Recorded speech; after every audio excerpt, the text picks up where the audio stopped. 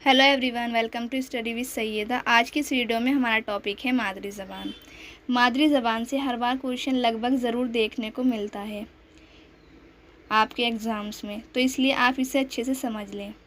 Video को last तक ज़रूर देखें और चैनल पर पहली बार आए हों तो चैनल को सब्सक्राइब कर बेल आइकन को प्रेस ज़रूर कर लें, जिससे आपको आने वाली वीडियोज़ की नोटिफिकेशन मिलती रहे। सबसे पहले हम ये जानेंगे कि मादरी ज़बान क्या होती है और इसके मीनिंग क्या हैं। तो मादरी ज़बान को इंग्लिश में मदर टंग कहते हैं और हिंदी में मातृभाषा कहते हैं। मादरी ज़बान वो ज़बान होती है जो बच्चा जन्म के साथ सीखता है। जहाँ हम पैदा होते हैं वहाँ बोले जाने वाली ज़बान खुद ही सीख जाते हैं। आसान लफ्ज़ों में समझे तो ज़बान हम अपनी पैदाइश के बाद सबसे पहले सीखते हैं, उसे ही मादरी ज़बान कहते हैं। जो बच्चा अपने चारों ओर से और अपने घर में सीखता है उसे ही मादरी ज़बान कहते हैं। एग्ज़ाम्पल, जैसे कोई पंजाब में पैदा हुआ है तो उसकी मादरी ज़बान होगी पंजाबी।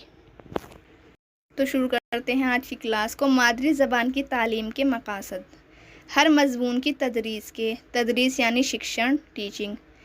हर मज़मून की तदरीस के चंद ख़ास मकसद होते हैं जिनके हसूल के लिए हर सतह का अलग निसाब तैयार किया जाता है। निसाब कहते हैं सिलेबस को। निसाब के मुताबिक दरसियात का खाका और दरसियात पर बनी दरसी किताब तैयार की जाती है। सिर्फ दरसी किताब को पूरा पढ़ा देना ही तदरीस है, ये ख़याल दुरुस्त नहीं है, बल्कि तालीम के अगराज़ व मकासद, निसाब, दरसियात और दरसी किताब के तसल्लुस को अच्छी तरह से समझा देना ही तदरीस है। और इसके लिए ज़रूरी है कि मुअल्लिमीन निसाब तालीम बखूबी वाक़िफ़ रखते हों। निसाब, दरसियात और मज़मून की नौइयत को समझने के लिए पहले उर्दू ज़बान की तदरीस के मकासद से वाकिफ़ होना बहुत ज़रूरी है। शख्सियत की हमाजहत तरक्की में अवलीन अहमियत ज़बान को हासिल है। तमाम मज़ामीन के इल्म का दरवाज़ा ज़बान की वजह से खुलता है। हसूल इल्म यानी इल्म की प्राप्ति और तहफ़्फ़ुज़ इल्म ज़बान की बदौलत मुमकिन है। ज़बान पर अबूल हासिल करने के लिए मरहलावार सलाहियतों में इजाफ़ा करना चाहिए। तरवीन इस तरतीब से की गई है कि ज़बान सीखने के मकासद की तकमील होने तलबा में मतलूबा आमोज़शी सलाहियत पैदा हो जाए। हमारे मुल्क में तलबा के हसूल इल्म की सतह समाजी व माशी हालत, इलाकाई, ज़िला वग़ैरह के लिहाज से अलग अलग है। निसाब की तश्कील करने वालों ने इन सारे अवामिल को मलहूज़ रखते हुए मकासद और सलाहियतों की सतह का तयन किया है। उसातिज़ा के लिए इस अमर का मुताला करना ज़रूरी है कि तदरीस से क़ब्ल मादरी ज़बान की तालीम के क्या मकासद हैं और स्कूली सतह पर इनमें किस तरह से तरक्की होती गई है। मादरी ज़बान की तालीम के आम मकासद: मुकर्रर वक्त में तवज्जो के साथ सुनना और जो कुछ सुना है इसको समझना, यानी ध्यान से सुनना और उसे फिर समझना। अपने ख़याल। नंबर 2, अपने ख़यालात, जज्बात, तसुरात, ख्वाहिशात और तजर्बात का इजहार वाज़ा तौर पर मुकम्मल अल्फाज में जुमलों के ज़रिए करना।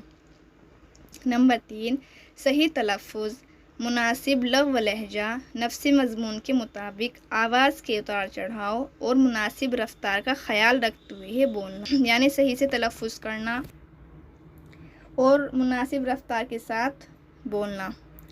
4 है मुख्तलिफ़ मौक़े पर ख़ुद एतमादी के साथ बोलना, सही अंदाज में मुकालमा अदा करना, नेज़ मौक़े मुनासिबत से मौजू ज़बान का इस्तेमाल करना।